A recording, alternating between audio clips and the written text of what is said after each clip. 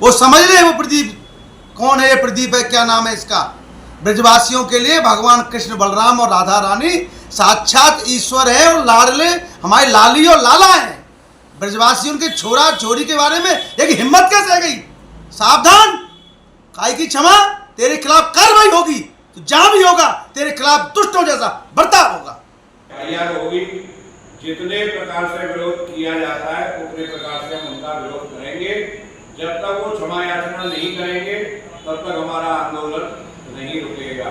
बोलो कृष्ण कन्हैया लाल की जय। Little knowledge is dangerous. Pradeep Mishra अल्पज्ञानी हैं और पूरा ध्यान उनका पैसा कमाने पे लगा हुआ है। जितने टोटके वो बताते हैं उतने टोटके शिव पुराण में नहीं हैं। अपने मन से शिव पुराण के ऊटपटांग नाम रख लेते हैं, अपने मन से ही टोटके बना लेते हैं। कैसे लोगों से पैसा निकलवाया जाए, पूरा ध्यान उनका उस चीज़ में है। श्री राधा रानी की उपासना ये भाव जगत की उपासना है। राधा और कृष्ण कभी अलग हैं ही नहीं।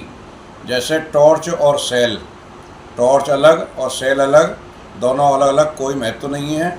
और टॉर्च में सेल डाली तो दोनों का ही महत्व है। राधा कृष्ण की आराध्या हैं, कृष्ण की शक्ति हैं। व्यास जी के, वाल्मीकि जी के, अथवा जो हमारे प्रमाणित रचयिता हैं पुराणों के, उनकी किसी रचना में वो अपनी बात को सिद्ध करके दिखा दें कि फलानी पुराण में वो बात लिख रही है जो उन्होंने कही है। जो बात उन्होंने कही है मैं तो अपनी वाणी से निकालना ही नहीं चाहता। वो तो बहुत बड़ा पाप है। राधा रानी के बारे में सोचना बहुत बड़ा पाप है जो प्रदीप मिश्रा ने किया है।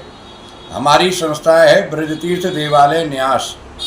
जो भी सनातन धर्म के बारे में, हमारे देवी देवताओं के बारे में, हमारे पुराणों ग्रंथों के बारे में ऊट पटांग बोलेगा, हम उसके खिलाफ कठोर कार्रवाई करेंगे।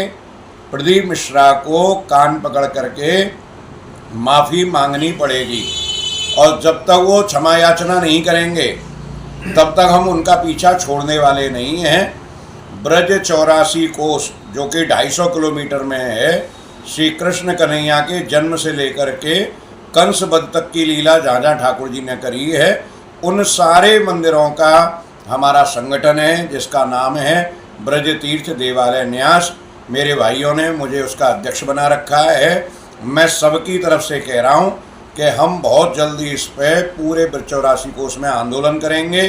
एक एक मंदिर में इसके लिए बैठक होगी और आगे की कार्रवाई हम 8 दिन बाद बताने वाले हैं। मेरे और भाई भी इसके बारे में बोलने वाले हैं।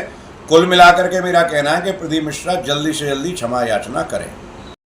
देखिए, प्रदीप मिश्रा की हैसियत नहीं कि ब्रजवासियों की जो आराध्य देवी हैं राधा रानी जी, भगवान कृष्ण बलराम, उनकी हैसियत नहीं है। वो शिव महापुराण के वक्ता हैं। उनको भगवान शिव के बारे में ही पढ़ लेना चाहिए। जिस समय भगवान कृष्ण और राधा जी का प्राकट्य हुआ तो उनके दर्शन करने के लिए शिव जी ने कितनी तपस्या की, अपने उन आराध्य की, उनकी कथा कर रहे हैं। राधा रानी के शास्त्रोक्त बात के लिए मुझसे पूर्व हमारे ब्रज के प्रसिद्ध और सुविख्यात आचार्य परम आदरणीय श्री रमाकांत गोस्वामी जी, परम आदरणीय आचार्य श्री मृदुलकांत जी ने बहुत स्पष्ट शास्त्रोक्त बात कही है। और हम ब्रजवासियों को शास्त्र की प्रमाण की आवश्यकता नहीं है। वो समझ ले वो प्रदीप कौन है, ये प्रदीप है, क्या नाम है इसका।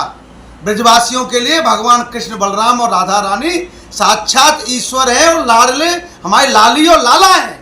ब्रजवासियों के छोरा छोरी के बारे में एक हिम्मत कैसे आ गई। सावधान, काय की क्षमा, तेरे खिलाफ कार्रवाई होगी, तो जहां भी होगा तेरे खिलाफ दुष्टों जैसा बर्ताव होगा।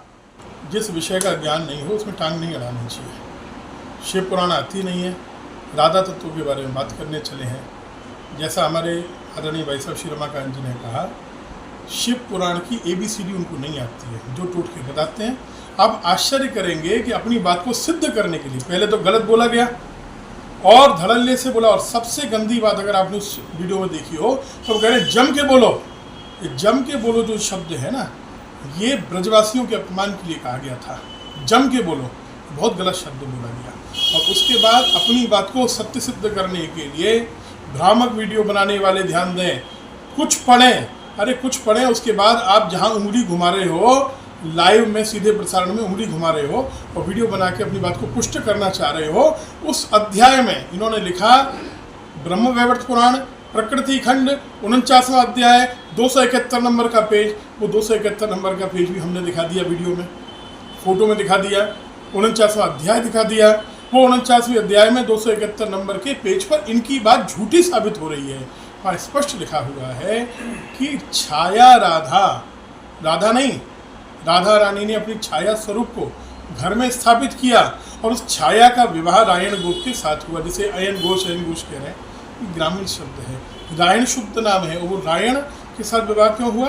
क्योंकि केदार राजा की कन्या वृंदा ने जब तपस्या की श्री कृष्ण को पति रूप में पाने के लिए, तो भगवान कृष्ण ने कहा कि मैं तो केवल श्री राधा का हूँ, श्री जी का हूँ, तो मेरा जो स्वरूप है, मेरा जो अंश अवतार है, उस रायण से आपका विवाह होगा और आप छाया राधा के रूप में प्रकट होंगी। जैसे सीता दो थी, सीता और वेदवती छाया सीता, ऐसे ही श्री राधा वो तो दो नहीं थी, आपको बताऊं 6 राधा थी। और उनमें एक बहुत अच्छी बात आपको बता रहा हूँ, वसुदेव जी की बहन का नाम भी राधा था। वसुदेव जी की बहन का नाम राधा, जिनके पुत्रों ने लड़ाई की है महाभारत के युद्ध में। तो ये क्या कोई और राधा हो गई क्या? वसुदेव जी की बहन का विवाह कहीं होता है, वो भी राधा है, यहाँ छाया राधा है, ये श्री राधा, 6 राधा एक साथ थी ब्रज में। किस राधा की ये बात कर रहे हैं? तो छाया राधा का विवाह हुआ है। हमारे घर में हमारी माता के लिए कोई कह देता है, हम लोग उत्तेजित हो जाते हैं। प्रदीप मिश्रा जी जरा विचार करें, जगत जननी के लिए, जगत की माँ के लिए ऐसे शब्द कह रहे हैं। किसी और के साथ उनका विवाह संभव है क्या? जो आत्मा हो, उस आत्मा का विवाह किसी और के साथ संभव है? ठाकुर जी को छोड़कर श्री राधा किसी और के साथ विवाहित हो सकती है क्या? वो नित्य किशोरी है, नित्य सुहागिनी है, और उनका सुहाग तो श्याम सुंदर ही है। इसलिए उनको अविलंब क्षमा मांगनी चाहिए। और हमारे जो महामंत्री महोदय हैं आदरणीय श्री आर के पांडे जी, वो आपको आगे की कार्यवाही की सूचना दें।